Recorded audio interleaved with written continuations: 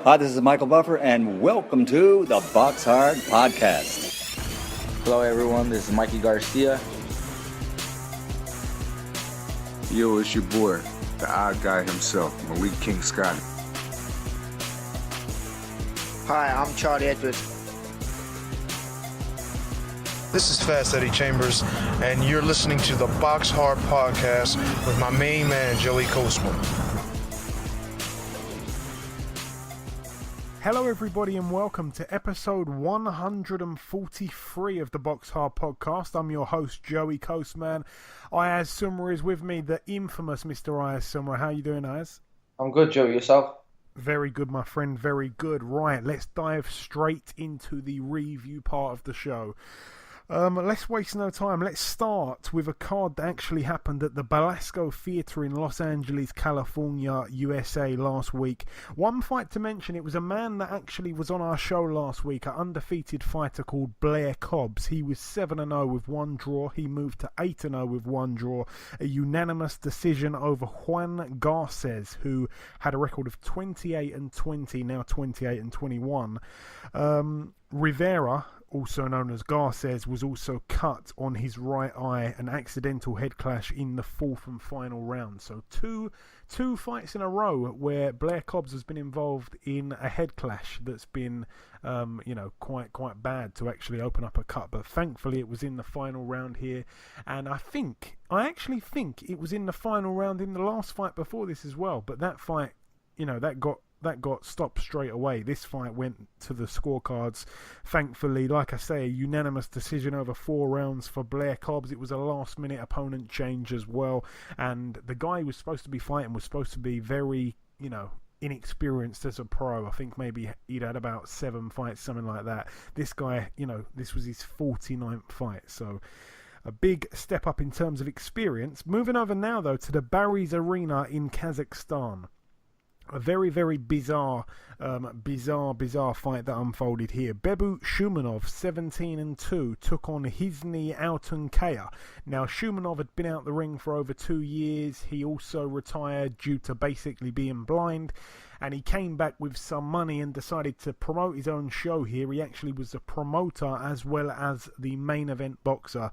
And unbelievably, somehow, he managed to be fighting for the WBA World Cruiserweight title, the vacant belt. God knows how he was ranked. God knows how his opponent was ranked as well. A very padded record, his opponent. His opponent's one big fight, he retired on his stall against Krzysztof Glowacki. He actually retired on his stall here once again. It was in the 9th round. He was down in round 1 though, Hizny Altunkaya. His record now 30-2. Bebut Shumanov, the new Cruiserweight WBA World Champion. Who knows how he got there? It doesn't matter, unfortunately. His record now 18-2. That's it for that one. Moving over now to the Save Mart Arena in Fresno, California, USA.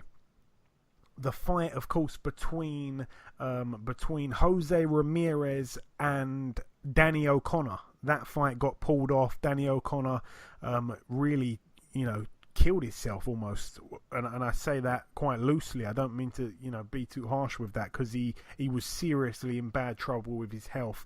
They were even saying that possibly his kidneys had failed him. He was in a real bad way. He spent too much time in the sauna trying to lose the weight for the world title fight. It was going to be for the 140 world title, and that fight, like I say, got pulled off the bill in the end. It's a good thing, of course, because Danny O'Connor shouldn't have been fighting under such circumstances, and he was so ill that he basically passed out. And he was hospitalised, so we want to see him back to full health. Certainly, I don't think he should be at 140 if that's the kind of things he needs to do to get down in weight. But Jose Ramirez, unfortunately, he didn't get to fight, just as all the other guys, his other rivals, are all starting to fight. Regis Prograis is going to be fighting this weekend. We'll be talking about that later on. And it would be good for the two guys who are arguably the 1 and 2 guys at 140 to both be fighting 7 days apart. That's good. That's very interesting. Well, no, it wasn't to be for Jose Ramirez. But anyway, the show still went ahead, but the main event ended up being Egis Kavaliauskas. He moved to 20-0 here, a unanimous decision over 10 rounds against Juan Abreu, who was 21-3 with one draw. Abreu wasn't a great fighter really on paper, and he'd never been stopped, but I expected Kavaliauskas to probably get the knockout. It wasn't to be for him. He managed to go the distance, like I say. I didn't actually see this fight, but many people say he wasn't very impressive. But nonetheless, he won a unanimous decision over 10. He also remains the NABF welterweight champion, Egis Kavaliauskas, now 20-0, like I say. Moving down the undercard once again here, Andy Ruiz Jr., the heavyweight who's only had one round of fighting since losing a very, very close fight to Joseph Parker for the World WBO heavyweight title. Andy Ruiz Jr. got in there with the kingpin Kevin Johnson, the old wily heavyweight veteran. Very tricky heavyweight, tough guy to be honest, Kevin Johnson. His best days are well and truly behind him, but anyway, he was able to tough it out. It was a unanimous decision over 10 rounds. Andy Ruiz Jr. now 31-1, and that's loss number 10 for Kevin Kingpin Johnson, now 32-10 with one draw. Andy Vences was on the undercard. He moved to 21-0 with one draw. He took on Frank D'Alba, who's now 23-3 with two draws. That one was for the WBC Continental America's super featherweight title. Andy Vences, a prospect to keep an eye on, to say the least. And now the final bill to mention of the reviewing, like I say, there wasn't too much on. It happened at the American Bank Center in Texas, USA.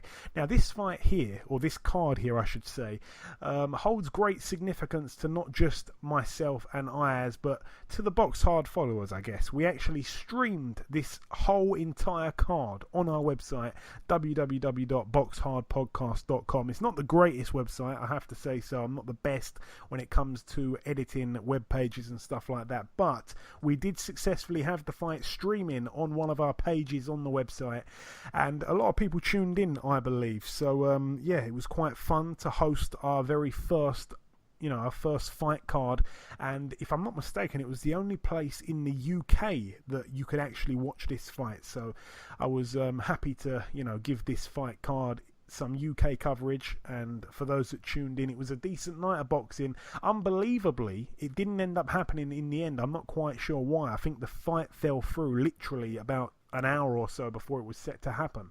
The heavyweight, Oliver McCall, he was supposed to return to the ring at age 53. I don't think he's fought since 2014, of course. The ex-heavyweight world champion, the ex-WBC heavyweight world champion, the man that Frank Bruno beat for the world title that crazy night back in Wembley all those years ago, and also a man that knocked out Lennox Lewis. And then when he had the rematch with Lennox Lewis, I think 3 years later, or 2.5 years later, something like that, he was crying in the ring and he wasn't defending himself. I tell you what, if you've never seen those fights with Lennox Lewis, that is something for the history books. Some of the most bizarre things I've ever seen in a boxing ring, when Oliver McCall didn't want to fight. But anyway, he was supposed to return to the ring against a guy who was about 20 years his junior. The fight didn't end up happening, so I'm not quite sure what Oliver McCall does from here. Like I say, 53 years of age, I don't think he's got too much to offer, but he's a tough guy. He's always had a fantastic chin, and he seriously thinks that he's got a chance of getting back to the top. So all the very best to him. Yeah, he didn't fight in the end, but that was a shame. I was looking forward to that, actually.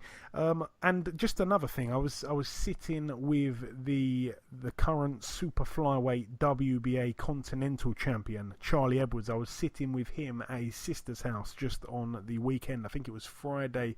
I was with him, and we were sitting there. We were discussing Oliver McCall. He didn't even know who that was. I was talking to him about some of the ex-heavyweights, because I don't think Charlie's the massivest boxing fan, especially in terms of the heavyweight division. But it was good fun. Shout out to Charlie Edwards. A fantastic day that was on Friday. But yeah, the card itself, sorry for going on a bit too much there, Ayaz. Really just one fight to mention at the very top of the bill. Selena Barrios, she moved to 4-0, a TKO in round 4. It was an 8-rounder originally, but it didn't need to go 8 rounds.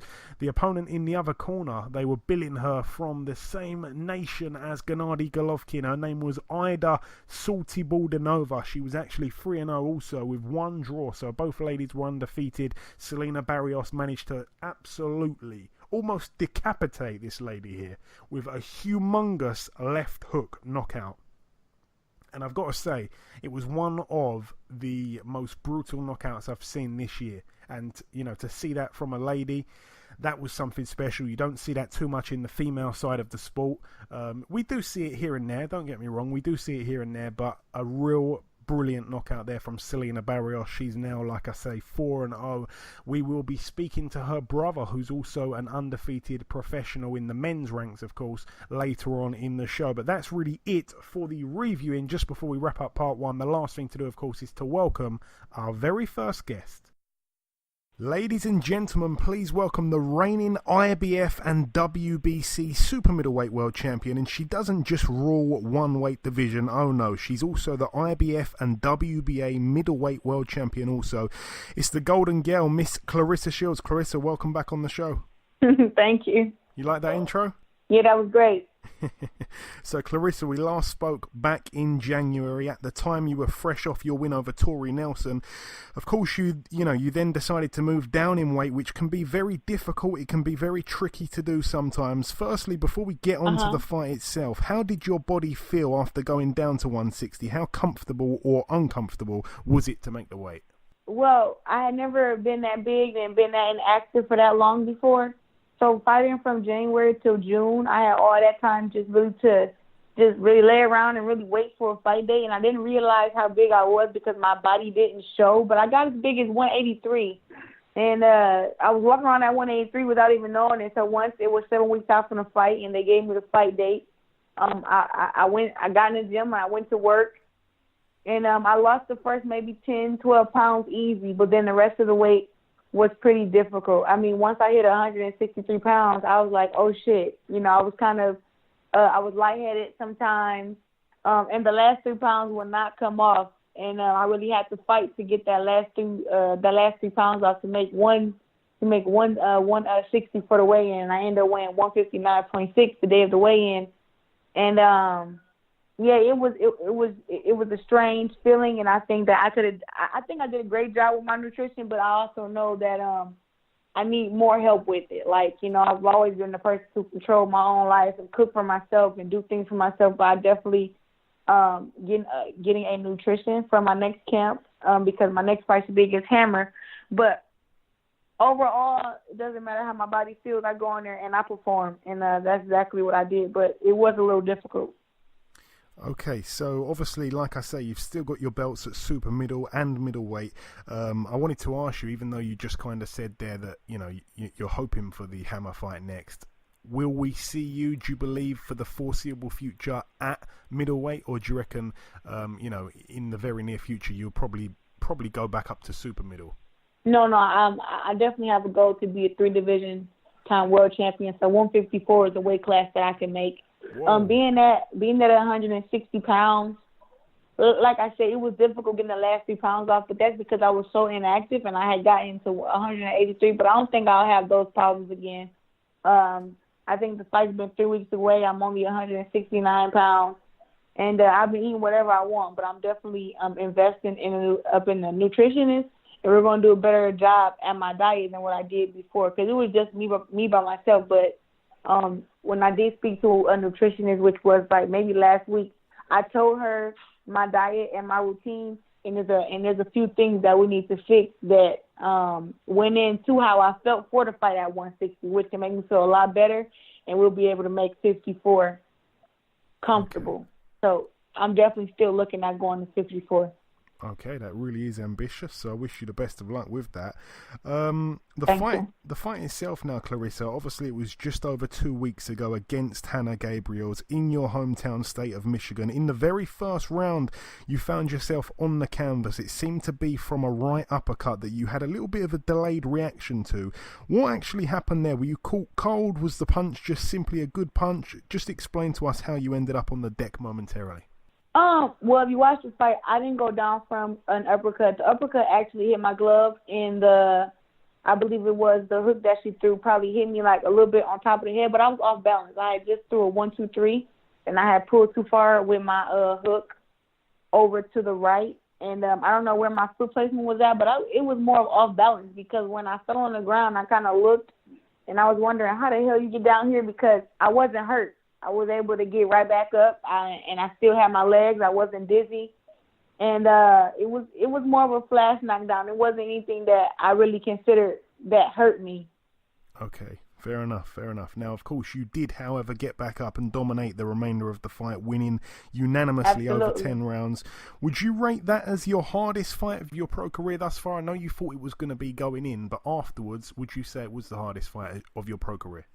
So far, I guess I can, but just like I was saying before, she was a 3-time world champion. She had a few years under her belt. And she had a great record of 18-1-1, and she also avenged her one loss she had at the time. And so I went to the ring with a lot of respect for her. Like I trained super hard for the fight, and I didn't underestimate her. And I did what I was supposed to be prepared. And no one was looking forward to me getting knocked down. It was a shock to me, my coach, my family, everybody. But everybody knows me and knows that I'm a warrior, and if you want to fight, and that's what we're here to do. We're not going to let just some flash knockdown change the show.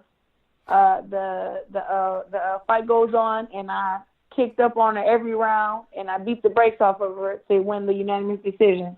You certainly did. Now, I know that you've not really put a foot wrong as a professional. You've been completely flawless, and to be honest, you've been completely flawless really, aside from that one fight in the amateurs that we don't have to mention really. But is that the first time you've been down on the canvas, Claressa, at all? Absolutely. Wow. Yeah, and like I said, I've been hit by bigger and stronger people, so it wasn't a shot that hurt me. It more was one of those flash knockdowns that I never really experienced before.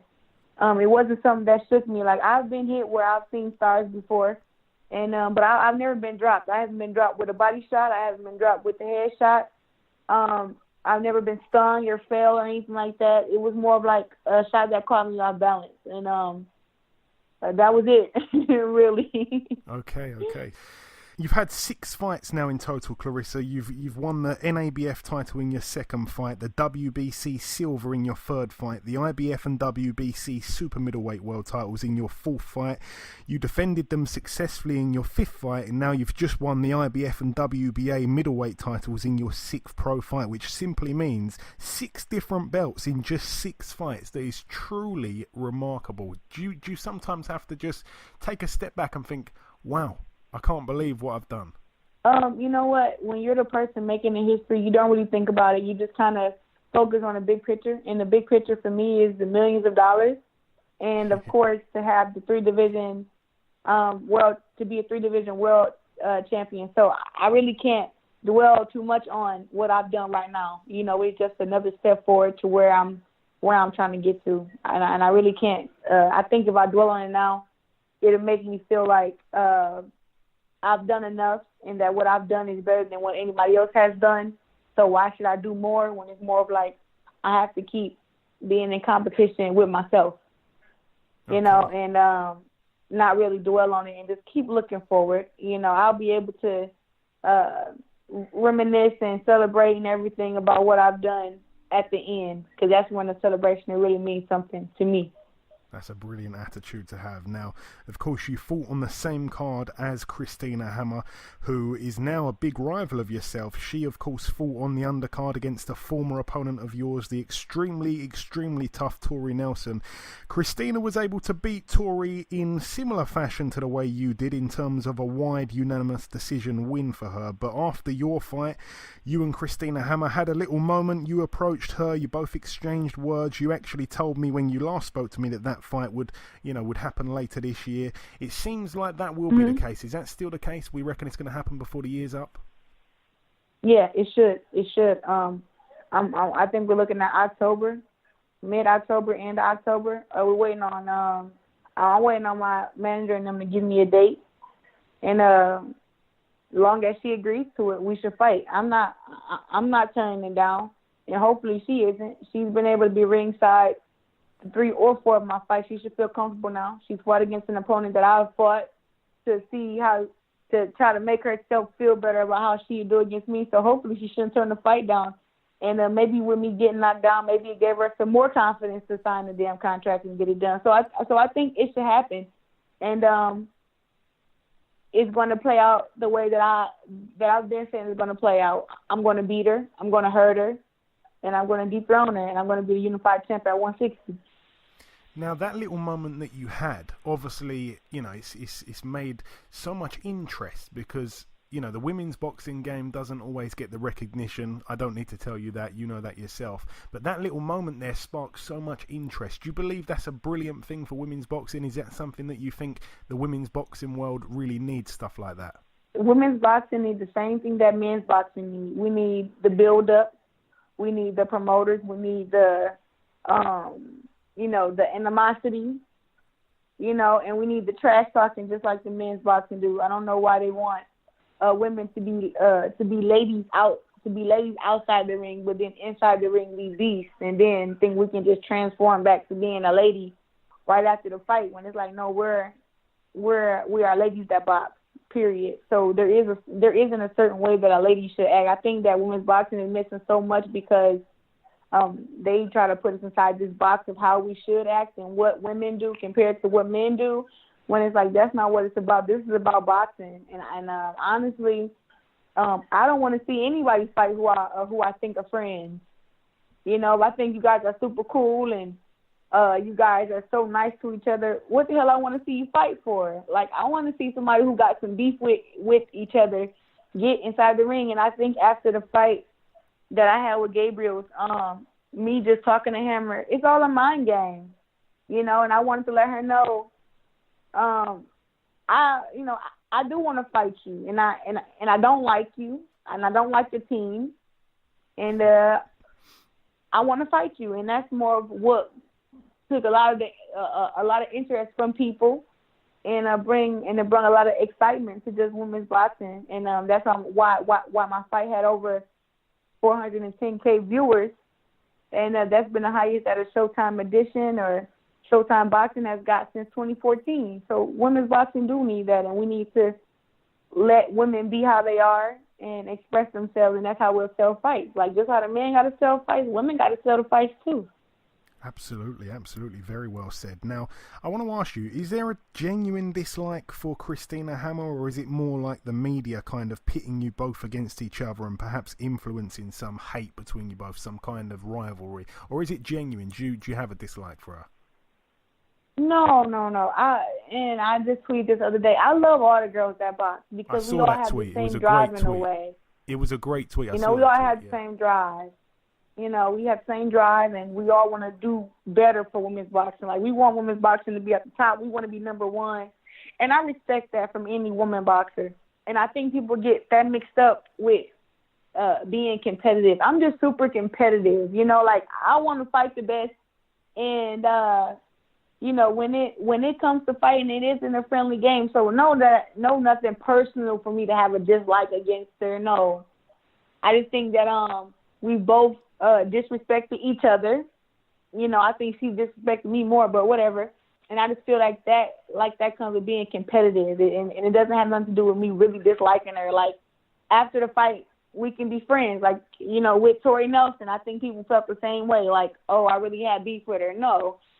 Gabriel, same thing. Like, so when I see them in person, I speak and I, tell them thank you for coming and being my opponent. But when you talk about having to fight each other, there isn't a genuine dislike for anybody. I think it's only one girl in boxing who I really just don't like personally, and that's because me and her have had words personally, But as far as in boxing, no. I try to have that little respect for everybody as being an opponent, but it's still competitive. So it's not like a genuine dislike for him, or no. Like, I wish bad for her or anything. No, I just really want to fight her and I want to beat her. So, Claressa, who's this person that you've got the genuine dislike for? I hate Raquel Miller. I dislike her so much. She's just a terrible person. To me, she's a terrible fighter. And she's just a hater, and I don't like her. She was calling me out when I won the second Olympics, and then I turned pro. We offered her to fight me 3 times. She turned it down. She's still fighting 6-rounders, and she keeps mentioning my name in every interview. And it's like, shut up and fight. And if you're not gonna shut up and if you're not gonna fight, then just stop mentioning me. Like, get on my level. You still fighting 6 rounds, and I'm fighting 10. Like, I'm fighting for world titles, and you keep mentioning me. Like, we're not even on the same level of competition. Yeah, fair enough. The American audience really got to get a great look at Christina Hammer as a boxer when you both fought on Showtime the other week. I've seen a lot of people actually saying, not a lot, but I've seen a few people actually saying that they'd even possibly tip Hammer to beat you. What is your reaction to that? Have you seen any comments like that online? That's their opinion. Nothing to do with me. And no, I haven't seen it. What I've seen is that and which is true. Hammer is too weak for me, and she's too slow. She's taller, but if you compare my fight to her fight, I definitely did a better job with Tori Nelson than what she did. And also, Hammer needs to work on her wind. She got very tired against Tori Nelson. She did a lot of holding, and she couldn't put her away, which I couldn't do either. But she couldn't even hurt her. Couldn't even sting her. Make her legs wobble or anything. She just really just outboxed her, and she really did hold a lot during that fight with her and Tori Nelson. But I'll tell you, she had a good jab going on. But Tori Nelson was able to make her miss a lot too. So I really can't.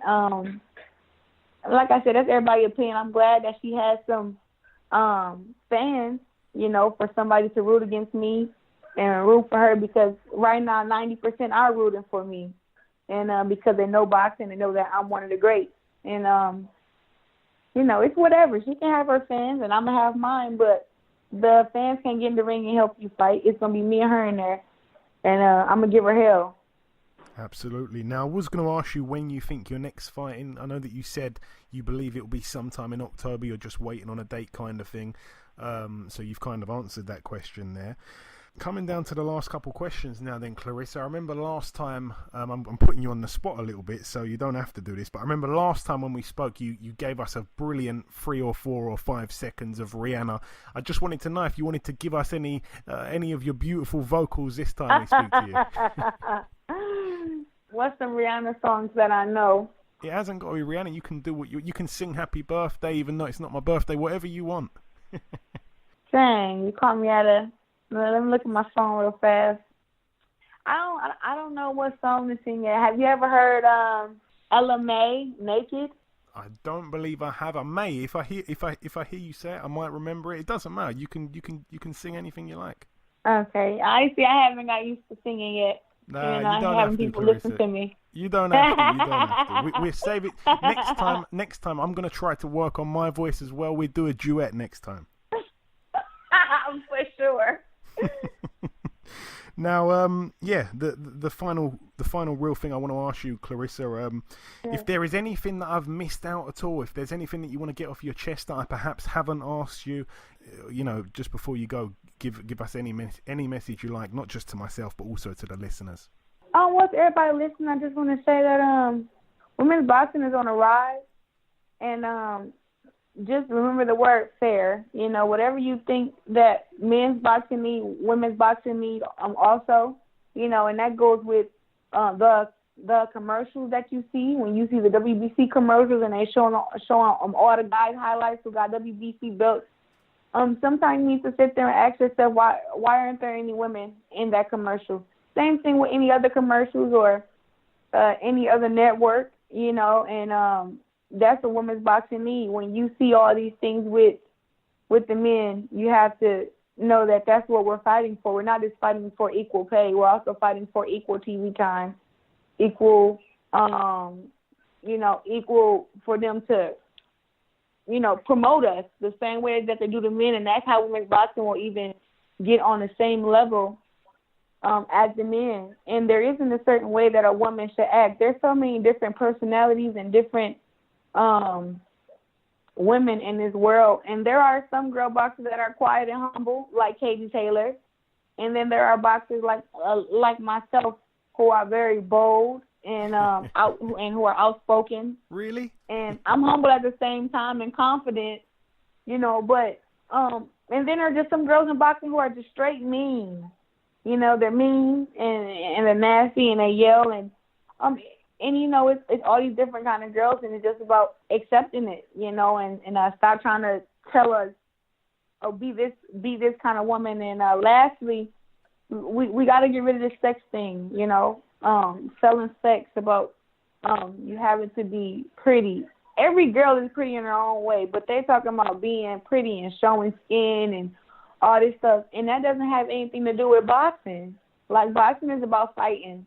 Boxing is about a story, and it's about your story, about your upbringing. So when you're talking about, this person isn't good at marketing, like, what are you talking about? This is boxing, and if that girl is a great boxer, she deserves to be on TV, and she deserves to be promoted, and she deserves the big fights. And you shouldn't just be able to get big fights because you think you look good and people want to see you. Because don't nobody who's a boxing fan want to just see a pretty girl. They want to see a pretty girl that can fight. Yeah, it's a good point. I think the only pretty girls that the boxing fans really care about are the ones that hold the cards, not the ones that put the gloves on. Exactly. And the thing is too, like, I look way different when I'm in boxing uniforms, and then when I'm just not inside the ring.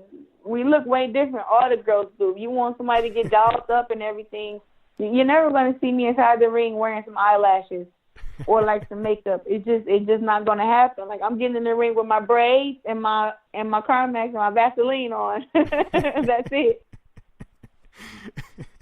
So at Claressa Shields on Twitter, at Claressa Shields on Instagram as well. Facebook, Claressa Shields as well on there? Yep. Okay, Claressa Shields on Facebook too. Excellent. So everywhere at Claressa Shields. Go and check that, everybody. And listen, Claressa, I just want to thank you once again for your time this week. I'd like to wish you the best of luck for what's next in your career. I'm going to be looking out for something in October, hopefully. And of course, we will catch up again in the near future, as always. Okay, thank you. Okay, now it's time for part 2 on this week's show. This part, of course, the preview part. But just before we get into that, I almost forgot. Ayaz, bring us in the latest news, my friend. What do you have for us? Hughie Fury is set to receive an IBF final eliminator after Jaramella could not agree a deal with fellow heavyweight contender Kubrat Pulev. Yeah, some people were really angry about this on Twitter. I couldn't believe it. I was reading some of the tweets and people are saying, oh, Hughie Fury's just won a British title. What has he done to deserve a final eliminator shot? Which is crazy to read because it's like some people have really short memory. I mean, like, Hughie Fury, in my eyes, did enough to beat Joseph Parker. That's just my opinion. I think that he did enough to beat Joseph Parker that night. And credit to both guys there. They're both big friends of the show. They're both friends of mine. But I thought that, it was definitely a very, very close fight. It wasn't a fight that Joseph won easily. And like I say, it was for the heavyweight world title. And if Hughie Fury would have won that fight, by the way, he would have been the man in Cardiff on March 31st of this year against Anthony Joshua on pay-per-view, by the way. So let's just bear that in mind here. Now, Hughie Fury, after losing that fight very controversially, drops down a level, and it just so happened that the British title shot was just there for him. It was the right place at the right time, and he went in there and he knocked out the British champion, and he's got the belt, and he's not looking to defend it. He wants to get back to where he was. So how can we be angry at Hughie for that, by the way? I mean, we moan enough about fighters that don't want to step up. He's trying to get back to world title contention as quick as possible. What is there to moan about? I do not understand that at all. Anyone that's angry about this or think that, that it's unfair, I mean, I just don't understand. That's just crazy. Hughie Fury, like I say, he's next in line because this Pulev and Big Baby Miller fight seems like it's not going to happen. It's a very, very tough fight, Ayaz, actually, Pulev against Hughie Fury, if that does end up happening. And it's also, I'm guessing, probably going to take place in Bulgaria, which is a very hard place to travel to. Big Baby Miller didn't fancy going over there. It's a hard fight for anyone. I seriously think, Ayaz, that Pulev's got one of the best jabs in heavyweight boxing. I remember him buzzing Vladimir Klitschko in the opening seconds of their fight. Obviously, he went on to lose that fight in the fashion that he did. That's that. But he's a very tough guy. Some people forget about that wicked job he did on Derek Chisora it's a hard fight for anyone, I think, Kubrat Pulev, even Anthony Joshua. How do you see that fight unfolding, Ayaz, if it did happen? It would certainly be two real good jabbers in there. I would probably lean towards Fury as he's the younger fighter. Obviously, Pulev's getting quite old, so I thought, I'll lean towards Fury because he's a younger fighter. Yeah, that's the one factor that you've highlighted there, actually. Pulev's age, that is something that we do need to bear in mind. I think he's late 30s now, approaching 40s. I know that his younger brother, I think, is 35. He's only had about 10, 11, 12 fights. But anyway, yeah, that's it for that piece of news, Ayaz. Sorry to ramble on. Anything else for us? WBA regular bantamweight champion Naoya Inoue has been confirmed for Season 2 of the World Boxing Super Series. Yeah, brilliant win that he's coming off over our very own Jamie McDonnell. He took away his title, a first round KO there. I'm not really surprised to see him being entered to this tournament. We kind of thought that would happen anyway. Also, Nonito Donair's been put in that tournament. I don't know how he's going to make bantamweight. I really don't. I'm not sure he'll be able to do that, but it's a great opportunity for him to kind of cash out at the end of his illustrious career. He's had a fantastic career, Nonito, so I'm pleased for him to be in there as well. Is there any other announcements regarding the World Boxing Super Series or anything, Ayaz? Yes, Juan Carlos Payano is the latest addition to also be added to the bantamweight lineup.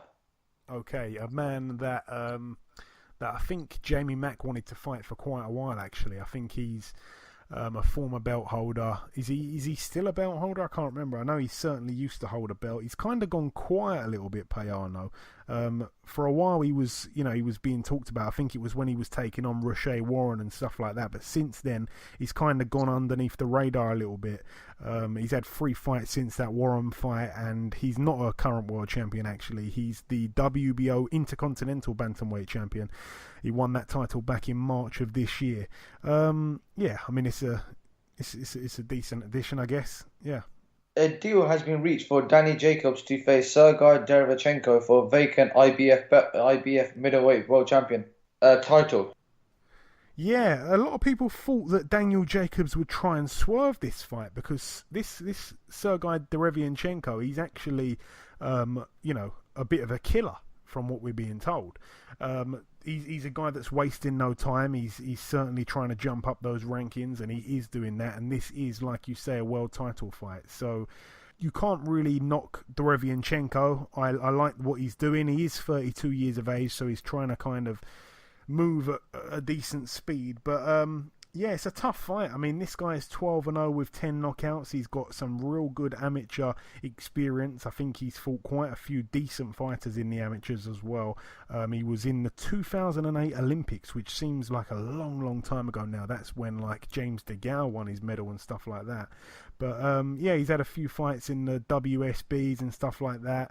I think he even beat someone British, I can't remember, but he beat someone in the WSBs that I'm familiar with. But anyway, since he's turned pro, he hasn't really put a foot wrong. He's beat Sam Solomon, former world champion. He knocked him out in 2 rounds. That was back in 2016. That's probably the standout win on his resume. But he has actually beaten quite a few good guys. He hasn't really looked to waste any time, like I say. And Danny Jacobs, who is really at a stage now where, Eddie Hearn signed this big deal with DAZN. Danny Jacobs was, and still is at this period as we're talking, he's still the only American fighter that has actually put pen to paper with Eddie Hearn. So you'd kind of expect him to spearhead what they're trying to do with DAZN, but this fight could completely pull the rug from under his feet, if you like. So a real risky fight, and I applaud both men for wanting to fight each other. But Daniel Jacobs, you'd have to say, kind of, in my opinion anyway, coming to the end of his career. But some would argue that. I mean, he's actually the younger guy, believe it or not, 31 years of age, so they're very close in age, just a few months apart. But yeah, it's a good fight. I mean, we'll certainly see how good Derevchenko is. He's very experienced, like I say, amateur and, well, not so much pro, but certainly in the amateur ranks. But yeah, this is pro boxing, and I think that Daniel Jacobs would be a good test for him, and I also think he'll be a good test for Daniel Jacobs. So it's a brilliant fight, and I'm looking forward to it. A date to be announced, and yeah, we'll certainly keep our ears open as always and eyes peeled. And finally, Frank Warren has announced a September 15th card at the O2 Arena. Yeah, I think we're hearing Billy Joe Saunders will be headlining that card. I'm not quite sure who else is on it. Have they announced any of the undercard fights, Ayaz? I'm guessing it's probably going to be the likes of Anthony Yard and Daniel Dubois and those guys. But as of right now, I don't think they've announced anything. But that is the date, September 15th. Yeah, it's sort of official but unofficial kind of thing. It's going to be at the O2 Arena. And strong rumours of it being James DeGale in the other corner. But like I say, we won't rubber stamp that kind of thing because it's not yet official. But we wouldn't be surprised to hear that. That's it, like you say, Ayaz, for the news, yeah? Yes, that's it for the news. Okay, starting with a card now in the preview part of the show that's actually happening tomorrow. Friday the 13th is rumoured to be an unlucky day, hopefully not for the home fighters here. This one's happening at York Hall, Bethnal Green, London. We have Temuka Mucha, 16-1. He's in a 4-rounder, his opponent yet to be announced. Hamza Shiraz, 3-0, his opponent yet to be announced. Harley Ben, 3-0, his opponent yet to be announced. I've been to all of Harley Ben's fights since he's turned pro. Zach Chelly, he's a man that I like, a real good fighter, him, a hard puncher as well actually, and he took on Adam Jones, that really tough journeyman, really early on. I think it was his third or maybe his second fight, and you got to give him a lot of credit for that. He's in a 4-rounder, his opponent yet to be announced, his record 4-0. Boy Jones Jr., 16-1 with 1 draw, he's in a 6-rounder, his opponent yet to be announced. Danny Dignam, 6-0, he's in a 6-rounder, his opponent yet to be announced. Sammy McNess, 8-1. He takes on Soteris Papagiorgio, who's 2-1. That is a 6-rounder there. And the main event here, Larry Ekendeo, 13-1. His one loss coming to Gary Corcoran in a real good fight at the Copper Box. He takes on John Fain, 17-3. John Fain, a former opponent of Bradley Skeet. And if I'm not mistaken, he hasn't fought since that Bradley Skeet loss. I could be wrong. Let me quickly check that out. Because I think a few people in a row, since they've lost to Bradley Skeet, they haven't fought. And John Fain, yes. Oh no, he's had the one fight, and it was just last month, actually. He beat Chris Jenkinson, the journeyman. He beat him on points over 4 rounds, so could be a little bit ring rusty there. And Larry Akindeo is a real good fighter, actually. Not the biggest puncher, but a real good fighter. That should be a decent fight card there at York Hall. Anything else to mention on that? Let me just think. I don't think there was. Something was... Oh, yeah. I will just say, Sammy McNess that's fighting on this bill. One piece of news that you forgot to mention, Ayaz. Asinia Byfield, the only man to have beat Sammy McNess in that fight where, you know, when Asinia Byfield stopped Sammy McNess, a riot erupted in the Copper Box. It was just incredibly crazy. Well, anyway, Asinia Byfield, he's been wanting that fight against Ted Cheeseman for a long time. That fight has now been finalised. A date will be coming for that, I think, in the coming weeks. So that's going to be a cracking fight, by the way, at 154. Moving over now to Germany. One fight to mention. This one's happening, or 2 fights to mention. This one's happening on Saturday.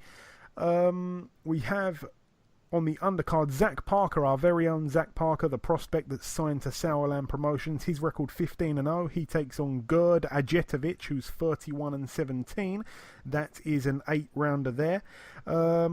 This guy Ajetovic, I mean, I'd like to see Zach Parker step it up because he's looked amazing, by the way. He's only young. There's no real need to rush him. He's only just last month turned 24 years of age. He's a big puncher, and I really like the look of him, to be honest. But I want to see him in there with some of the, you know, some of the more kind of known guys. But the one thing I will say about his opponent here, even though he's lost 17 fights, he's never ever been stopped, and he's 37 years of age, and he's actually in his last fight coming off a loss over points against Sakio Bika, former world champion. So that is something there. It'd be interesting to see how Zach Parker gets on with him. He's also took on the likes of Dmitry Chudanov, Giovanni De Carolis. He's also took on a few other guys here and there. Matthew Macklin being one of them. Daniel Gill, when Daniel Gill was 18-0 back in 2008. Boy, oh boy, this guy's been around the block. Great fight there for Zach Parker. I take back my words. Also on the bill, we have Tyrone Zoiga, 22-0 with 1 draw. He puts his WBA World Super Middleweight title on the line against Rocky Fielding, 26-1. Tyrone Zoiga, as we've seen him in there with Paul Smith, he takes on another Scouser here in Rocky Fielding, whose only loss came to Paul Smith's brother. It is quite confusing. Rocky Fielding looked bad against Callum Smith, Ayaz, but since then, and even before then, he's looked a quality operator. But Tyrone Zoiga, he's that slight level up at the moment. A good fight, though. I'm actually very pleased for Rocky to get this chance. Yeah, how do you see it happening? We've gone to the prediction league on this also. I think it's a good fight, but I think personally, from my opinion, if I'm gonna have to go for a win, I'm gonna have to go with Zoiga on points. I think Rocky Fielding is good. He's good, but I don't think he's at world level. He's not a world level fighter, in my opinion, and I think Zoiga will beat him on points. Yeah, that is what the listeners have gone with. Zoiga on points 40% and Fielding by knockout 25%. We do certainly want to see Fielding emerge the victor, but it will be hard to win on points in Germany, I believe. I think the knockout is probably his only chance. Saying that, I don't think it really matters where the judging or the scorecards are at the moment. It seems like we're having bad results here, there and everywhere, even in Britain. So I don't think that the fact it's in Germany is going to make much of a difference, but I still think it's a hard place to travel to and win against a man that's got the support that Zoiga's got. One thing I will say, I mean, Zoiga, he did look like he was in trouble once or twice against Paul Smith. I mean, that is at a little bit of a push, to be honest, but yeah, I mean, obviously Rocky Fielding's a hard puncher, but I think you'd have to favour Zoiga, I guess. So I think I'm going to go with Zoiga on points, Ayaz. We can't be split on that one, me, you, or the listeners. Moving over now to a card that's happening at the Lakefront Arena in New Orleans, Louisiana, USA. It's going to be shown on ESPN, this one. One or two fights to mention. Eric De Leon, his record 17-0 with 1 draw. He's a prospect to look out for. He's in a 10-rounder against Adrian Young, who's 25-4 with 2 draws.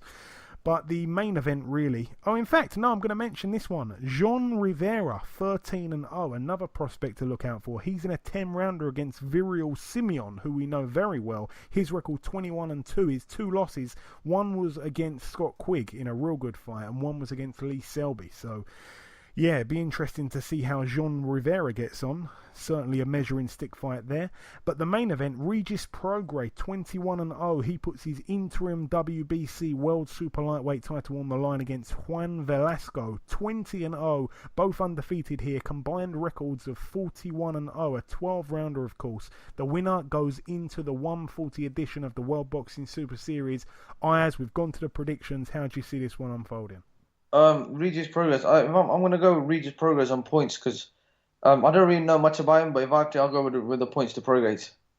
Okay, well, I tell you what, Ayaz, if you don't know too much about this guy, certainly tune in on Saturday. He's a man that I believe would probably give Josh Taylor his toughest fight at 140. Yeah, I think you might take a bit of an L with that prediction, Ayaz, on points. I'm going with a knockout for Regis Prograis. So are the listeners. Pretty confident with that one. Moving over now to the final bill, though, to mention. It's happening on, well, it says Sunday, but really it's Saturday night. I know it starts, I think, at 2 in the morning on Box Nation. It's happening at the Ishatia Arena in Kuala Lumpur in Malaysia. It is a Manny Pacquiao Promotions card. MP Promotions, once again, the promoter of the show is fighting in the main event. So we have Carlos Canizales, 20-0 with 1 draw. This is crazy, guys. Listen to this. Carlos Canizales, 20-0 with 1 draw. He puts his WBA World Light Flyweight title on the line against a guy called Bin Lu, who is only 1-0, which sounds crazy. So this guy who's 1-0, if he wins a world title quicker than Lomachenko. He's got 1 fight under his belt. It was a knockout in the 3rd round. It was a 10-rounder that he jumped straight in against, and it was against a guy who was 8-9. So he hasn't actually beaten or even fought anyone with a winning record, and here he is fighting for the world title. He's a 23-year-old Chinese fighter, and he was in the Olympics in 2016, and he lost in the quarterfinals, I believe. But anyway, like I say, all the very best to Bin Lu. Can he become a world champion in just his second fight? Carlos Canizales, a good fighter though, 20-0 with 16 by knockout, 1 draw on his record. It's certainly, he's got the decent names on there as well. Ryoichi Taguchi, a draw with him. Should be interesting, that one, but the main event really, because there's not too much, even though there's a couple of world title fights, to be honest, but against guys that I've never heard of, so excuse my ignorance for some of these lower weights here.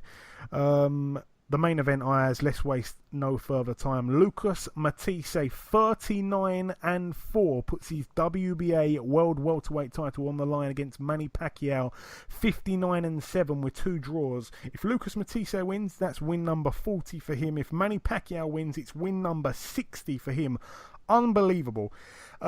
This fight here, Ayaz, I mean, let's be honest, Manny Pacquiao's not himself. He's not the old version of Manny Pacquiao. He hasn't got a knockout for years and years and years now. Lucas Matisse, to be honest, he's probably not what he once was, really. He didn't look great in his last fight until he got the knockout when he beat that the unbeaten. I think he was the unbeaten Asian fighter. Can't remember his name now, but he didn't look great in that fight, Lucas Matisse, till the knockout came. And it just makes this fight quite hard to pick a winner, because I would have certainly said Manny Pacquiao easy points win a few years ago, but now I'm not quite sure. That Manny Pacquiao that we saw against Jeff Horn was not a good fighter, wasn't even really an average fighter, to be honest. He lost clearly that night for me. Well, to be honest, I know this is quite a good fight. Also, Matisse is a very big puncher, and Pacquiao's got very good speed. Obviously, Pacquiao's aging, in my opinion, a lot. Matisse obviously just won the vacant belt. Obviously, we saw Pacquiao last fight against Jeff Horn, where, in my opinion, I think he actually won the fight. And I think he got robbed. I know Matisse is a very good fight. It's a 50-50 fight, but if I'm going to have to go with a winner, I'm going to go with Pacquiao on points. I think Pacquiao's going to reclaim that belt, which I think, in my opinion, is a bit crazy. But I think if Pacquiao wins that fight, he may fight Amir Khan next. Yeah, I would love to see that fight, even though it's a few years too late, in my opinion. I would love to see that fight. Yeah, he has to get through Lucas Matisse first. Manny Pacquiao himself, who was once known as a one-punch knockout artist, certainly a man that would overwhelm a guy and stop him. He hasn't got a knockout since 2009 against Miguel Cotto in the 12th and final round there. That just seems like such a long time ago now. Almost 9 years ago. Lucas Matisse, a knockout in his very last fight. Lucas Matisse, 36 knockouts from 39 wins. I just really struggle to pick a winner here. I wouldn't be surprised with any outcome. I don't think Lucas Matisse will win on points. I think we can rule that one out, Ayaz. I don't see him winning on points, especially as Manny Pacquiao's promoting the card, by the way. He's the one paying the judges, legally. I'm going to go with a Manny Pacquiao points win. I don't think he'll stop Lucas Matisse. I don't think he'll be able to do that. He hasn't looked great lately, and he hasn't got a knockout for almost 9 years. I don't think he gets it against Lucas Matisse, who's a tough guy, to give him some credit. And Lucas Matisse, his only chance is knocking Pacquiao out, and it'll be a real sad way for Pacquiao to end his career if he went out, getting knocked out in Malaysia against Lucas Matisse. I don't think his career ends like that. I think he probably wins and unbelievably becomes a world champion for about the 29th time. A points win for me, Ayaz. The listeners have gone with Pacquiao on points also. So we've all gone Pacquiao on points, we've all gone Zoiga on points, and we've only been split on the Pro-Grey fight. You've gone with Pro-Grey on points. Me and the listeners, Pro-Grey by knockout. But that really concludes the previewing. We've brought you guest number 1. We brought you the reviewing. We brought you the latest news. We've just finished the previewing. The last thing to do just before we wrap up the show is to welcome our second and final guest.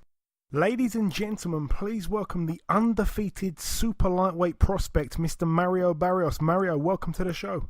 Thank you for having me. Hey, it's my pleasure, sir. So, Mario, it's the first time that you've been on this show. Of course, in the UK, you're not a huge name, not just yet. You're looking to make that your go, I'm sure, in the future. I just want to ask you, for those that may not know, your journey, how you got into boxing in the very beginning. How did it all start for you, Mario?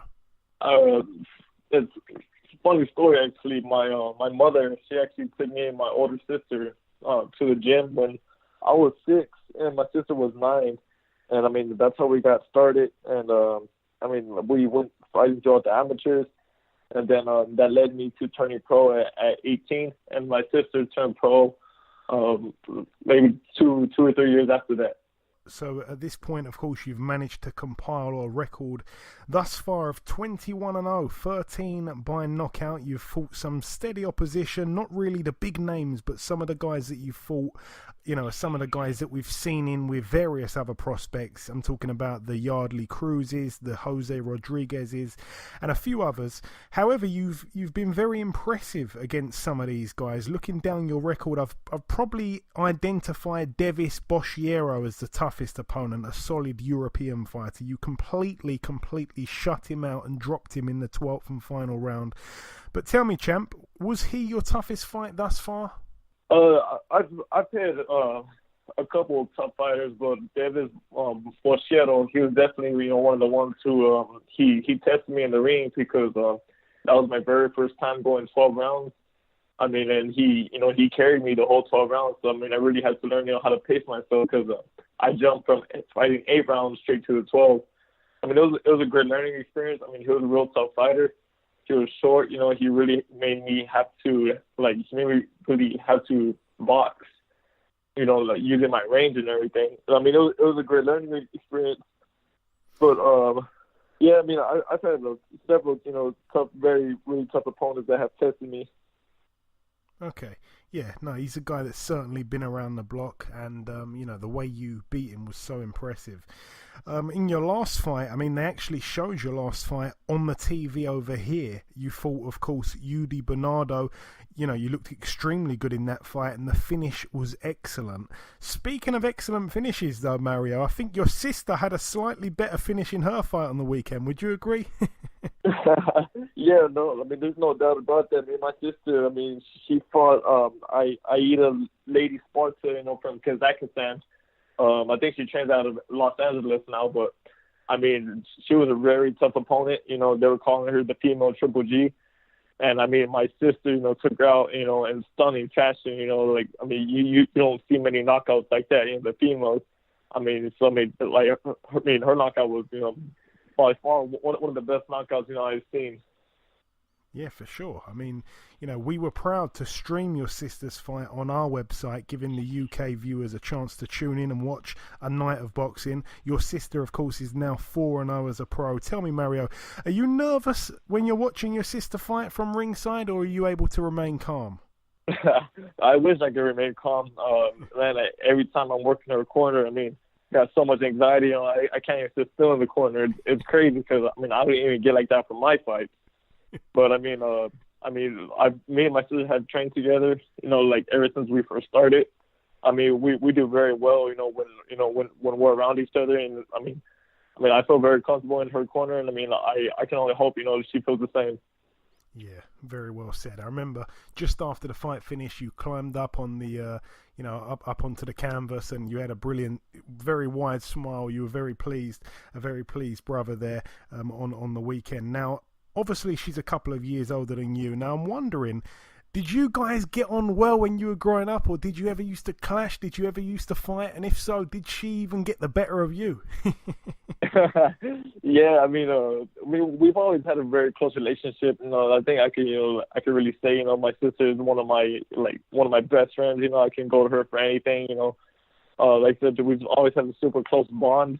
But yeah, I mean, growing up, she definitely gave it to me, probably all the way up until I was like 16. Excellent, man, excellent. Now, it's brilliant that you've got the closeness, because that's so important with two siblings, of course. But yeah, a huge shout out to Selena Barrios. Moving back onto you now, though, Mario. You've turned pro pretty much. You haven't really put a foot wrong. When you turned pro, though, I was shocked. I was having a look today just to make sure that I was on track, and you basically turned pro as a super bantamweight, which is incredible because obviously you're 5'10.5", if I'm not mistaken. You've since moved all the way up to super lightweight, which is quite a big move up. I just want to ask you, will you definitely be staying at super lightweight for when the title fights start coming round? Yeah, I mean, as of right now, that's the goal. But I mean, like as you know, I turned pro at one, super bantamweight. And at the time, it's crazy because I was just making the weight naturally. And then just, like fight after fight, it got a little bit harder. So we moved up to, featherweight and super featherweight. And then we jumped straight from 130 to 140. But, we're definitely, we're going to stay at super lightweight as long as we can, hopefully, I can fight for several titles at this weight, before I move up. But it's all, we just have to see with time. If I continue to grow, we're not going to force myself to make this weight, where I could potentially hurt myself. So we can only see with time. And of course, you're actually ranked at number 4 in the world with the WBA. The champion right now, Kirill Relik, he and his mandatory Troyanovsky, I believe it is, have both entered the World Boxing Super Series tournament. You're still so young, though. When do you feel is the right time for these step-ups? Because obviously, being ranked so highly, we see it a lot with guys that are ranked so highly that are still kind of learning on the job. And it's like, it's a great ranking to have, but sometimes it's a little bit too early kind of thing. Where are you with all that? How soon will we see you stepping up? Not perhaps right up to world level, but, up into some of the fights with the bigger named guys. Of course, as being a fighter, the training all the time, you want to hurry and, get the belt. That's what everyone dreams of. But, I have a great managerial team behind me, with Luis Tacuba, Bob Santos, and Al Heyman. And, they're guiding me the right way right now, maybe within the next year, maybe a year and a half, we look to be contending for a title. But, like you said, I'm only 23. I just turned 23 in May, so there's no rush with this. We know I have plenty of time in this sport, and we're going to take our time and move the right way. Yeah, for sure. Now, your next fight will be happening in just over 2 weeks' time in California on the undercard of Mikey Garcia versus Robert Easter Jr. You'll be taking on a guy called Jose Roman, a man with a record of 24-2 with 1 draw. Once again, on paper, it's another step up, but a step up that I have no doubt you'll come through with flying colours. Do you know much about your opponent here, Mario? I don't know much about him. I've seen, some footage. I talked with, a couple fighters that I know that know him personally, that have worked with him. We know, for sure this is, most likely going to be, my toughest fight to date. We know, he's a great body puncher. He has a good height himself. And, he packs a punch. Most of his victories have come by knockout. So we're expecting, a very explosive fight. Now, you're coming off 5 knockouts in a row yourself. A lot of people talk about in boxing there's this mythical thing called man strength. Obviously, you're only 23, just turned, like you said. Do you believe in man strength? If so, have you hit it yet? Because coming off of 5 knockouts in a row is certainly impressive, especially as your opposition's just getting better and better all the time, and you're managing to find the knockout time and time again now. Yeah, I definitely think, once you hit a certain age, in your 20s, you hit, different kind of man strength. I'm not sure if I'm hitting it yet or not. It's showing a lot of my fights, that I'm feeling strong. But I feel like a lot of that is just the fact that I'm at a very comfortable weight. I'm in a fight at 140 now, especially with my size. I feel like I'm filling out into this weight very well. And, but yeah, some fighters, you see it, when they get to the later 20s, even early 30s, they just start packing, a hell of a punch. And if I'm getting to that stage, I can only hope I am. And I want to ask you, Mario, do you watch fighters at all? Do you like to? I know that you said that you've watched a little bit of footage of your opponent, but do you like to study some of the guys that are fighting now, or perhaps maybe some of the guys that are retired now? Who do you like to watch if you do indeed like to watch anyone? I like to watch, a lot of fighters. I like being a student of the game, especially. With, all the big fights that are happening, that are upcoming, a lot of fighters I enjoy watching, have been, with the actual PBC themselves, the stablemates of mine, like the Charlo brothers, Errol Spence, Erzani Lara, Michaela Plant. A bunch of these guys, I'm always around, I really enjoy watching them, and seeing them and their success. Yeah, a bunch of good fighters there to keep an eye on. Now, obviously, you're fighting out of Texas. Who are some of the guys that fight out of your same gym, Mario? We have a few professional fighters in our gym. I mean, in San Antonio in general, I mean, it's right now it's growing for boxing. I mean, we have several rising prospects that are coming out of San Antonio. All of them really good friends of mine, like Hector Tanajara, I mean, Joshua Franco, Ben Rodriguez. I mean, there's plenty, and we have some professionals out of our gym in San Antonio in its own, like my sisters and a few other fighters. Yeah, those three guys that you named there, Bam Rodriguez, Joshua Franco, and Hector Tanajara, I wasn't sure 100% if they were from the same gym as you, but they were the three guys I was thinking of. Hector's also been on this show before, a good fighter, one to certainly keep an eye on also. I want to ask you, Mario, have you sparred any of the big-name professionals since turning pro? Yeah, I mean, just being out here, I train out here in the Bay Area, Oakland, with Virgil Hunter. I mean, just being out here, I've got tremendous work, over here in the gym, I stepped in there, with I've had the pleasure of sharing the ring with Amir Khan, Levon Gavami Chava, the Wolf. I mean, so many, the guys that have been up there at that level already, like my dad is, Stan Wardenuik, I believe is how you pronounce it. But, I mean, I've gotten tremendous work out here, just learning on the job with fighters that have been at that top level. I never knew that you'd done some rounds with Amir Khan. I want to ask you, Mario, what's his speed really like? No, I mean, his speed is definitely, it's a force to be reckoned with. I mean, it took me by surprise, because I always thought I had speed. And then fighting someone like him, who throws, 5-7 punch combinations, all with speed and snapping punches. I mean, it really caught me by surprise at first. But I mean, after sharing, the ring with him a few times during sparring, I mean, it was really hard to catch on. But I mean, I was trying to get the hang of it as best as I could. Yeah, excellent, man, excellent. I mean, sparring guys like that, it's only going to make you come on even more. Coming down to the last couple questions now, Mario. In the 140 division, obviously, most people, they've kind of got two guys as the number one and number two who they believe are the two best fighters in that division, and those two guys are Jose Ramirez and Regis Prograis.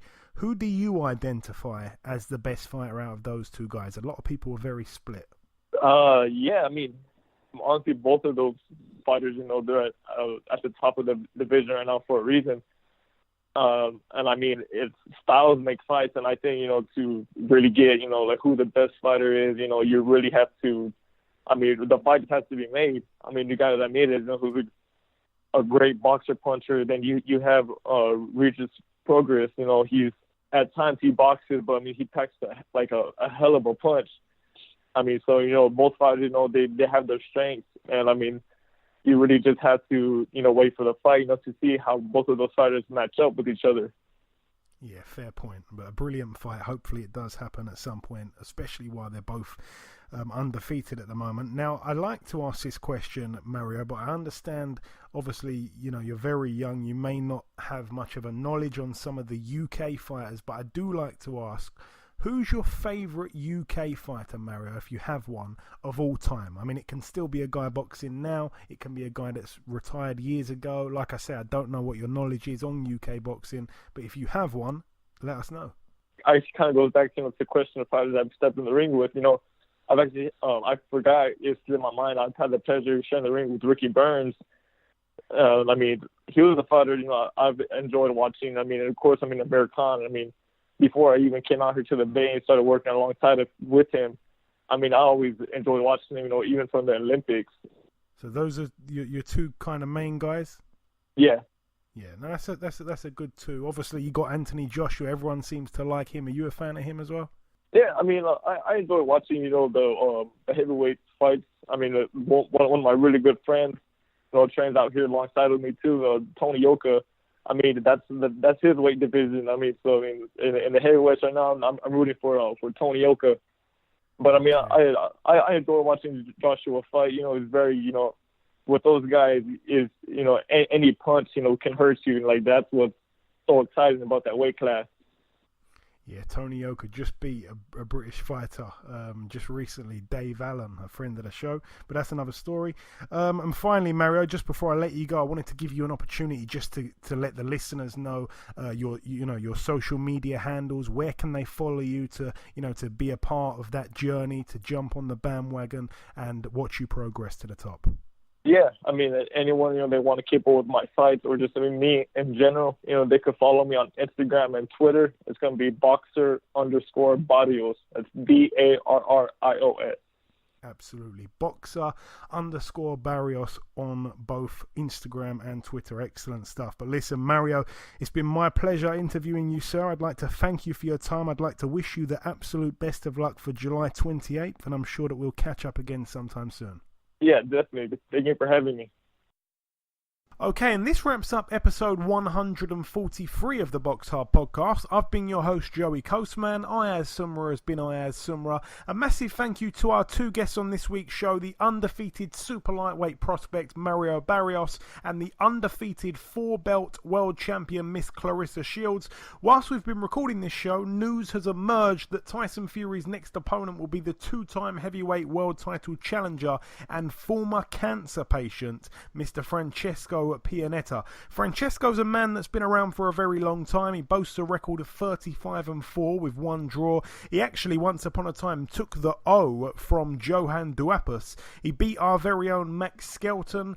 He drew with Albert Sosnowski. He beat Oliver McCall, funny enough, a guy that we were mentioning earlier on in the show. He beat Franz Bofa, also a former opponent of Mike Tyson, I remember. And his first loss came in 2013 to Vladimir Klitschko, a 6th round KO there. The first loss, like I say, on Francesco Pianetta's record. And his 3 losses after that were against Ruslan Shagayev in 2015 for the WBA World Heavyweight title, where he got stopped in the first round.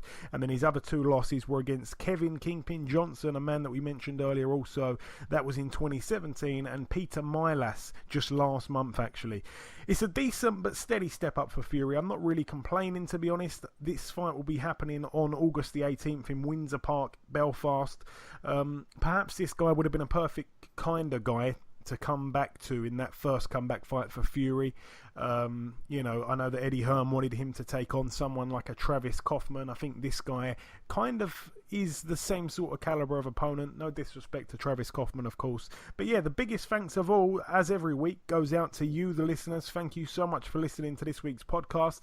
Please remember, if you do get a chance, to leave us a review on iTunes. Enjoy your weekends, people. Stay safe, and we'll catch you next week.